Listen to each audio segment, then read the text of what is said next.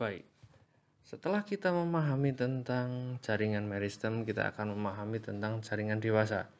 Pastikan sebelum memulai bagian ini sudah memahami tentang bagaimana bagian meristem yang akan nantinya berkembang menjadi jaringan dewasa.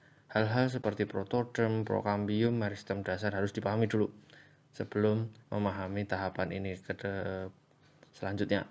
Jika belum, silahkan ulangi bagian sebelumnya. Oke, jaringan dewasa ini terbagi menjadi beberapa jenis berdasarkan fungsinya. Yang berfungsi sebagai penutup adalah epidermis atau pelindung. Kemudian sebagai pengisi pekerja di dalam isi dari pelindung tadi adalah parenkim. Nah, sebagai penyangga rangka dari tubuh ada jaringan penyokong. Kemudian untuk mengangkut suplai baik itu air, makanan atau zat-zat yang lain diangkut oleh jaringan pengangkut. Kemudian ada jaringan tambahan berupa jaringan sekretori yang nantinya akan mensekretkan atau mengeluarkan zat-zat tertentu. Jaringan dewasa yang kita akan bahas adalah jaringan pengangkut. Ada dua jenis, yaitu silim dan floem. Silim bertanggung jawab untuk mengangkut air dan mineral, zat-zat yang terlarut dibutuhkan oleh tubuh. Nah, untuk menyokong fungsinya ini, dia punya struktur. Silahkan pahami di slide. Nah, struktur yang dimiliki adalah dia punya sel, akan tetapi dia berupa sel mati, yaitu organelnya kosong. Oke, punya dindingnya double, ada dinding primer dan dinding sekunder. Khasnya adalah ada trakeit dan lempeng perforasi. Nah, analoginya seperti ini.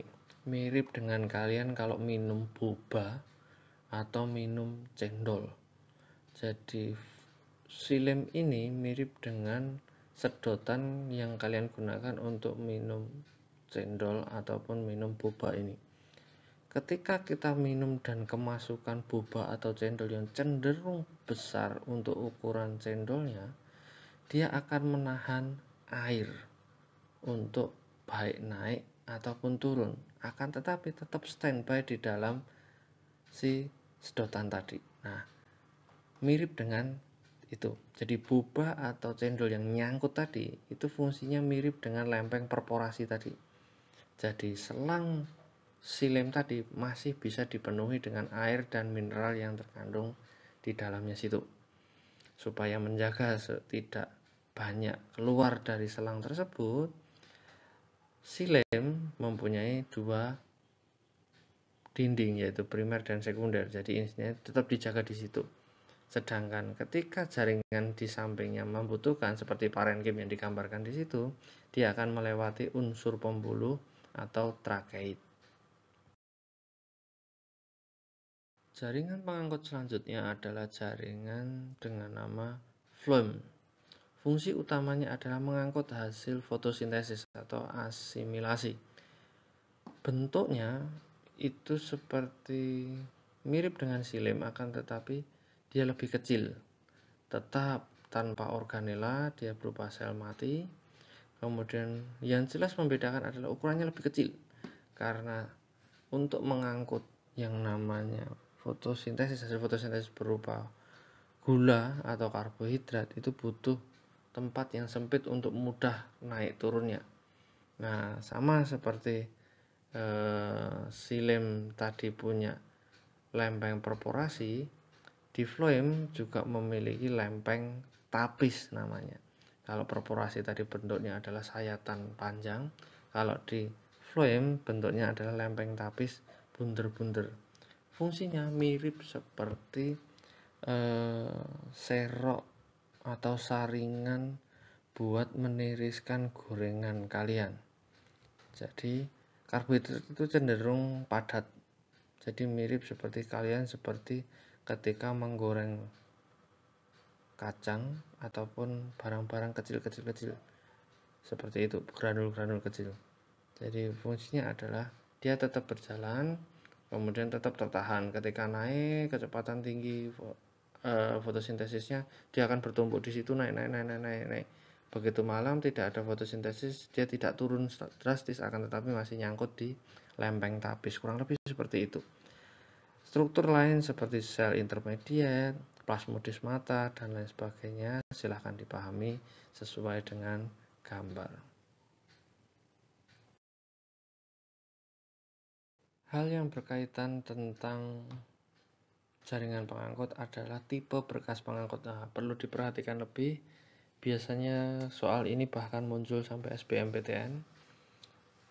Hal sederhananya gini, ketika kita melihat batang atau akar di sayat melintang, itu akan ada pertanyaan-pertanyaan seperti apa tipe berkas pengangkutnya. Nah, di sini kurang lebih ada 6 jenis tipe berkas pengangkut yang bisa saya bagikan. Pertama, yang atas itu adalah kolateral, yaitu ada yang terbuka dan tertutup. Bedanya apa? Ada kambium dan enggaknya. Silem itu selalu di dalam. Oke. Jadi kalau kalian melihat gambar itu, bagian kiri atas itu ada 2 foto, terbuka dan tertutup. Nah, di situ silem itu bagian dalam, floem itu bagian luar. Kalau dia ada kambium di situ, dia dinamakan kolateral terbuka. Kalau dia tidak ada kambium di situ, dinamakan dengan kolateral tertutup. Oke. Selanjutnya adalah pojok kanan atas ada gambar memutar. Nah, dalam bahasa ilmiah radial. Ketika silem letaknya di tengah, kemudian diputari oleh floem. Nah, di situ disebut dengan tipe berkas pengangkut radial. Kombinasi dari kolateral tadi, baik terbuka ataupun tertutup, akan muncul yang namanya bikolateral, double, yaitu di mana floemnya double. Ada yang di dalam, ada yang di luar. Kalau yang terbuka dan tertutup tadi kan floemnya di luar saja. Nah, kejadiannya adalah silemnya disandwich oleh kambium dengan floem di luarnya semua. Ini bikolateral. Selanjutnya ada yang namanya amfikribal dan amfifasal. Mirip dengan radial, akan tetapi ini jauh lebih memutar. Kalau amfikribal, silemnya di dalam, floemnya di luar. Kalau amfifasal, silemnya di luar, floemnya di dalam.